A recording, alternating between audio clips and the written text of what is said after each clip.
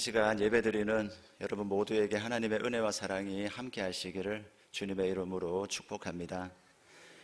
이 시간에 세상이 높이는 사람이 되라라는 제목으로 하나님의 말씀을 나눕니다. 여러분들은 혼자 다른 팀을 혹시 응원해 본 적이 있습니까?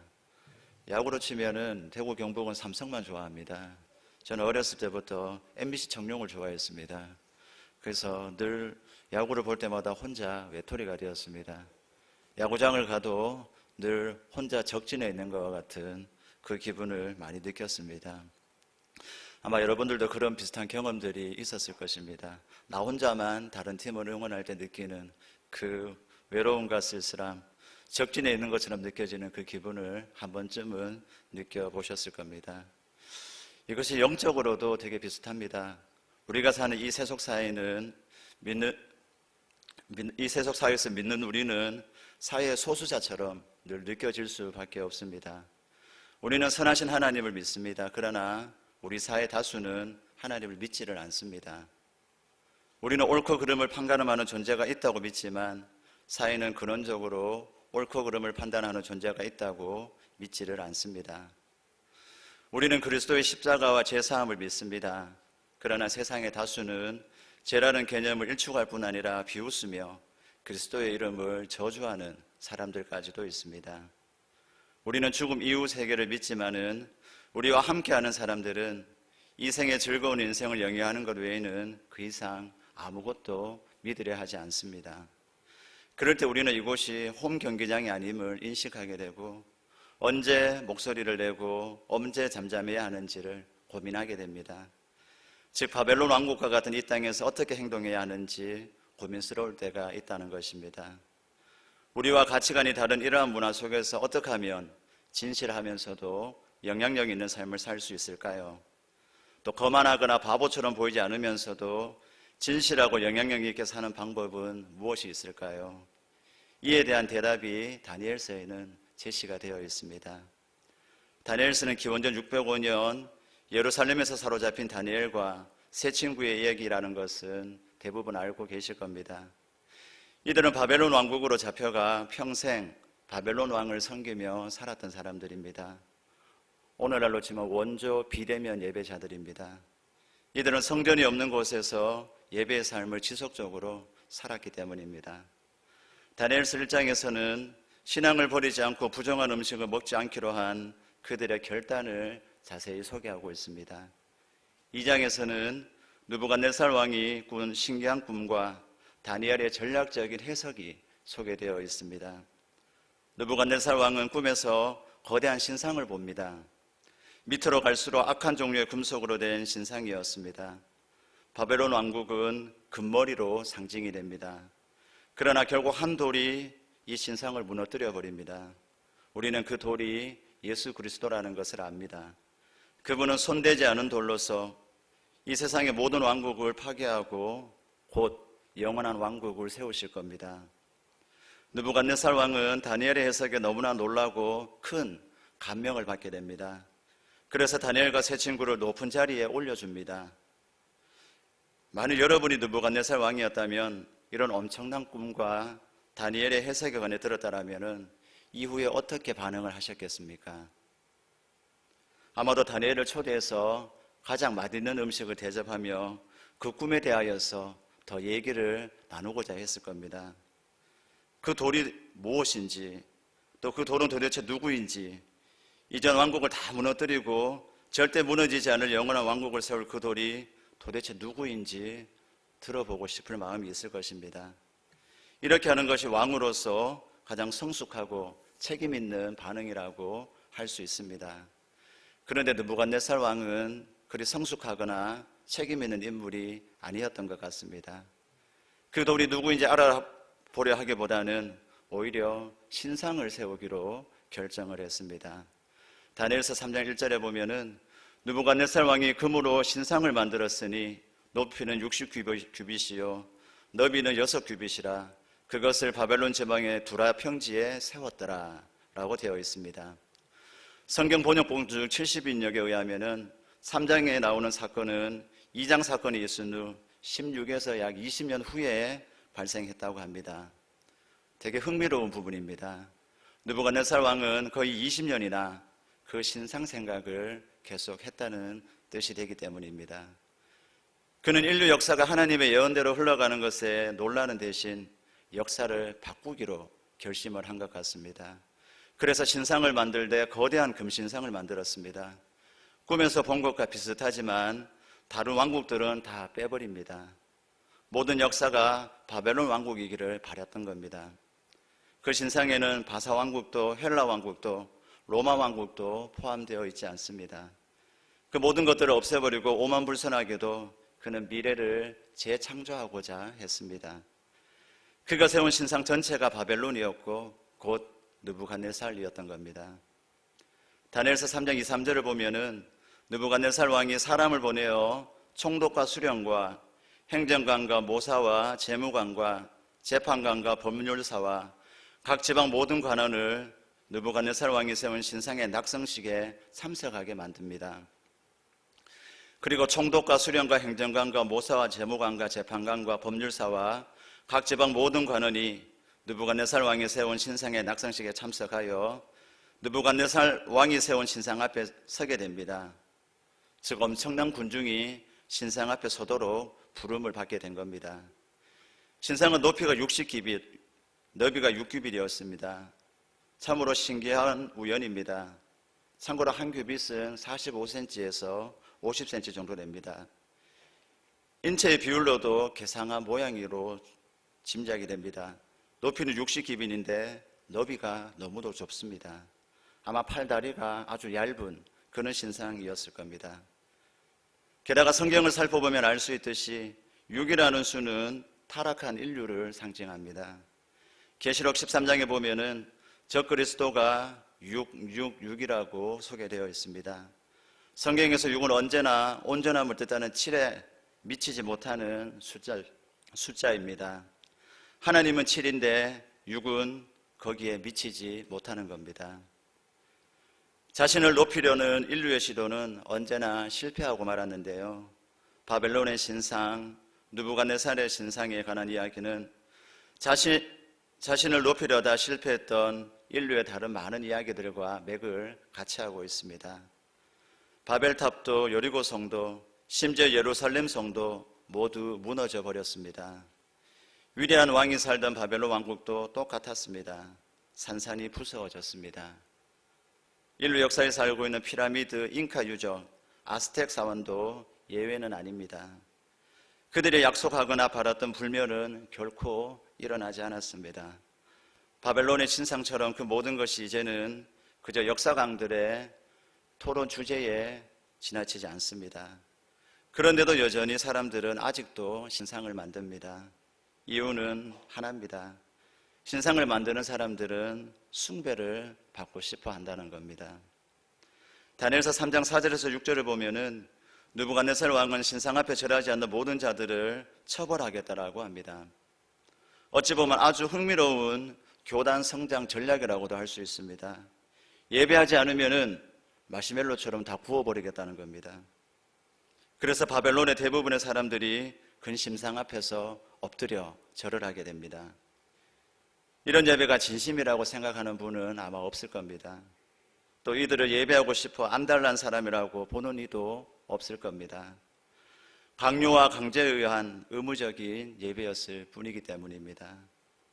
왕의 명령 때문에 모두가 예배를 했습니다. 그런데 새 유대인은 하지를 않았습니다. 사드락, 메삭, 아벳느고가 바로 주인공입니다. 다니엘은 어디에 있었는지 알 수는 없습니다. 임무를 수행하느라 외국에 나갔는지 우리는 알 수 없습니다. 다니엘 3장은 처음에 거만한 왕에게 시선을 두다가 다니엘의 세 친구에게로 시선을 옮겨가는데요. 그 이유는 바로 이들이 주인공이고 이들이 경건한 사람들이었기 때문입니다. 왕은 고발을 듣게 됩니다. 그래서 분노하여 사드락, 메삭, 아벳느고를 끌어오라고 명령합니다. 그리고 한 번 더 기회를 줍니다. 지금이라도 절하면 봐주겠지만 그렇지 않으면 맹렬히 타는 풀무불 한가운데 던져버리겠다고 위협을 합니다. 그리고 너희를 내 손에서 건져낼 수는 없다라고 으름장을 놓습니다. 그러나 새 친구가 대답합니다. 이 일에 대하여 왕에게 대답할 필요가 없나이다. 무슨 뜻입니까? 당신의 말은 고민할 가치도 없는 명백한 답이 나와 있는 문제입니다라는 의미로 말하고 있는 것입니다. 다니엘의 세 친구는 바벨론에서 사는 가운데 특별히 문제를 일으킨 적이 없습니다. 파업을 하거나 노조를 꾸리거나 정권에 대항한 적도 없습니다. 그저 자신들의 신앙을 따라 인정할 수 없는 신상에게 숭배하지 않은 것밖에 없습니다.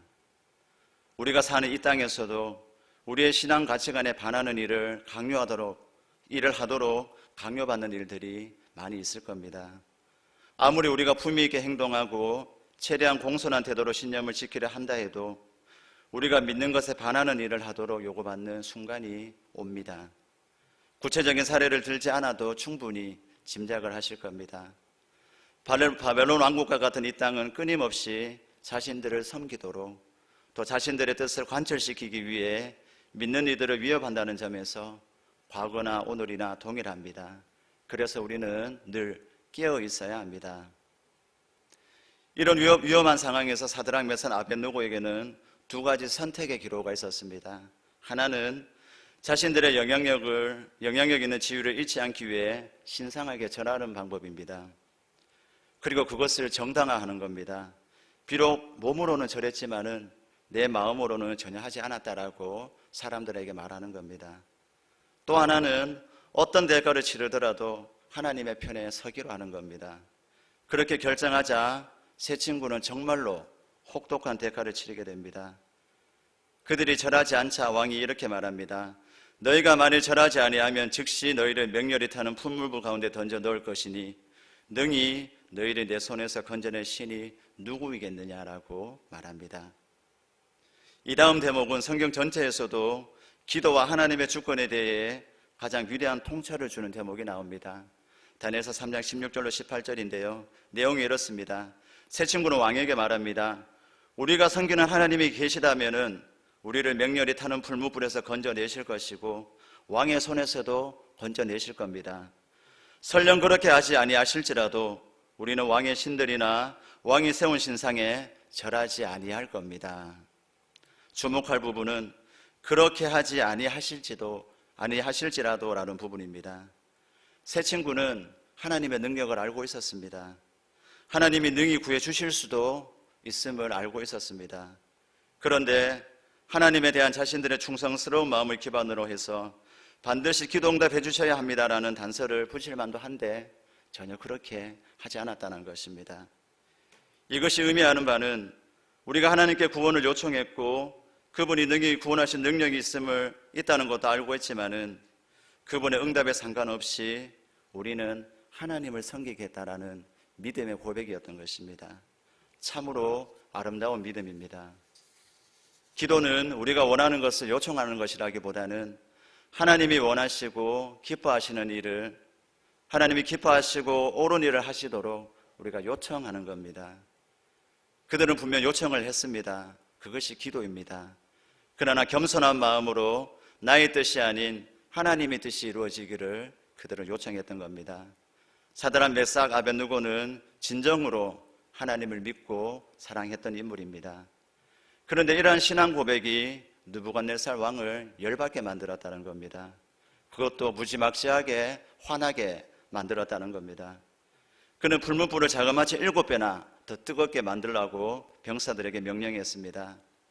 세 친구를 결박해서 풀무불불에 던지던 병사들이 그만 화르르 타서 죽고 말았습니다. 세 친구는 믿음의 고백에 대한 대가로 7배나 뜨거운 풀무불의 한가운데 던져지게 된 겁니다. 느부갓네살 왕은 근처에 앉아 있었습니다. 그리고 세 히브리인이 지글지글 타는 것을 보려고 입구를 들여다보았습니다. 그런데 어떤 일이 일어났습니까? 세 사람을 결박하여 불에 던졌는데 결박되지 아니한 4사람이 불 가운데로 다니고 있었습니다. 상하지도 않았고 4번째 사람의 모양은 신들의 아들과 같았던 것입니다. 이것을 어떻게 설명해야 할까요? 세 친구는 불에 타지도 않았을 뿐만 아니라 결박되지도 않았습니다. 밧줄이 풀려버렸습니다. 게다가 또 한 사람이 그들과 함께 있는데 신과 같은 모습이었습니다. 누구였을까요? 정확히 알 수는 없습니다. 천사였을 수도 있고 아니었을 수도 있습니다. 저는 예수님이었다고 생각을 합니다. 여리고 전쟁 전에 여리고 성 밖에서 여호수아 앞에 나타났던 그 예수 그리스도가 다니엘의 세 친구에게도 나타났던 것입니다. 너희가 나의 이름으로 불에 들어갔으니 내가 너희와 함께 하겠다라는 것을 몸소 보여주신 것 같습니다. 그래서 히브리서 13장 8절에 말합니다. 예수 그리스도는 어제나 오늘이나 영원토록 동일하시니라. 예수님은 창세전부터 계셨고 우리에게 알려진 바 되셨습니다. 예수님의 사역을 단지 베들레헴 탄생 이후로 제한하는 건 그분에 대한 올바른 시각이 아닙니다. 그분은 창조 때부터 우리 인류와 함께 계셨던 분이십니다.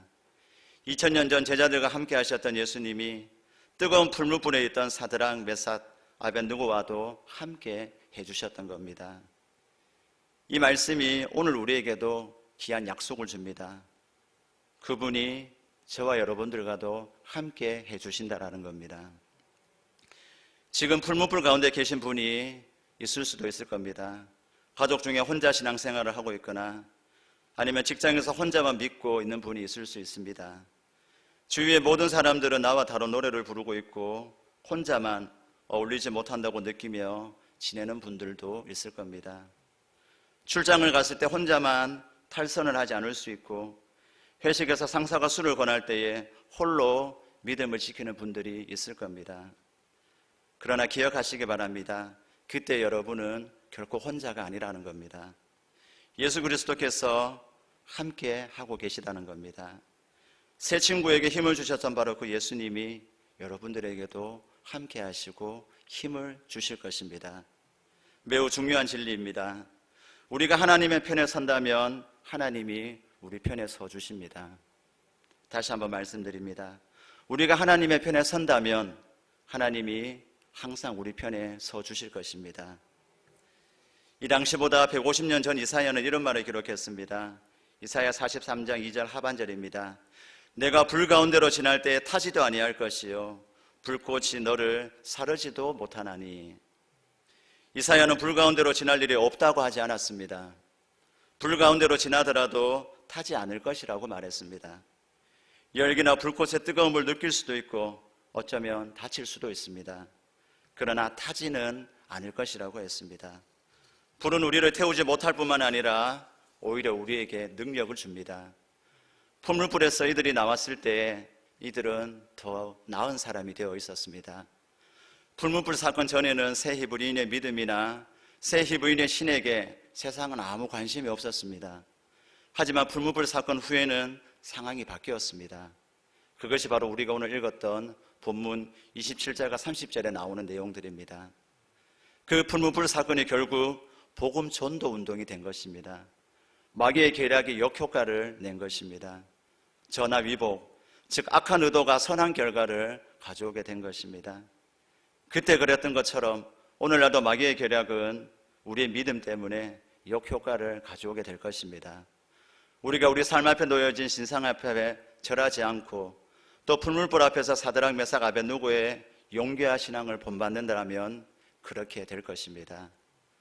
하나님께 드리는 예배에 인색한 사람이 되지 마십시오.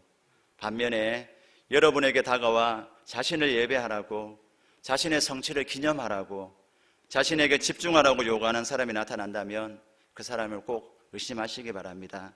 그리고 절대 그들을 예배하지 마시기 바랍니다. 거만한 말을 하는 지도자가 있다면 그가 지옥의 유황을 마셔온 존재의 하수인이라는 것을 꼭 기억하시기 바랍니다. 이들을 피하셔야 합니다. 그런데 놀랍게도 많은 사람들이 이런 이들에게 절하려 합니다. 또 그들에게 타협하려고 합니다.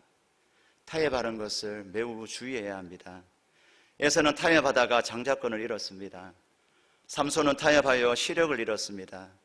다윗은 여인을 유혹하였다가 어린 아들을 잃었습니다. 솔로몬은 타협하였다가 왕국을 잃었습니다. 베드로는 신앙을 타협하여 예수님을 부인했습니다. 바론 유다는 신앙을 타협하였다가 목숨을 잃었습니다. 이제 말씀을 맺습니다. 여러분은 어떤 부분에서 타협의 유혹을 느끼십니까? 어떤 신상이 여러분에게 절하라고 말하고 있습니까? 그때 타협을 선택하실 수도 있습니다. 하지만 정말 타협한다면 큰 대가를 치르게 된다는 점을 기억하셔야 합니다. 사드락, 메삭, 아벳느고는 자신의 선택 때문에 압력을 받아야 했습니다. 그들처럼 불 가운데에 들어가게 된다 할지라도 저와 여러분은 옳은 선택을 할 수 있기를 바랍니다.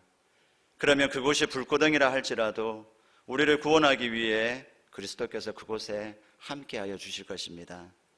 하나님은 새 친구를 보호하셨고 구원하셨고 상 주셨다는 점을 우리가 깊이 마음에 새겨야 합니다. 그리고 심지어 이 일을 통해 세상이 높이는 사람이 되게 해 주셨습니다. 모두가 넓은 길을 간다 하더라도 그것이 하나님의 말씀에 비추어 옳지 않을 때에 하나님의 편에 서기로 선택한다라면 하나님이 이런 영광을 우리에게도 주실 것입니다. 불무불은 간단한 고통이 아닙니다. 그러나 우리가 불무불에 들어갈 때에 지켜보는 분이 있음을 기억하시기 바랍니다. 그리고 여러분이 그렇게 하나님의 편에 설 때에 여러분의 믿음을 따르려는 숨어있는 기독교인들이 용기를 낸다라는 사실도 기억하시기 바랍니다. 하나님의 편에 선다라는 것은 늘 외로운 일입니다. 그러나 예수님이 새 친구와 함께 하셨듯이 여러분과도 함께 해 주실 것입니다. 그분이 어떤 불무불이라도 통과할 수 있도록 우리에게 능력을 베풀어 주실 것입니다. 그래서 우리는 세상이 높이는 사람이 될 것입니다. 아멘이십니까? 기도하겠습니다.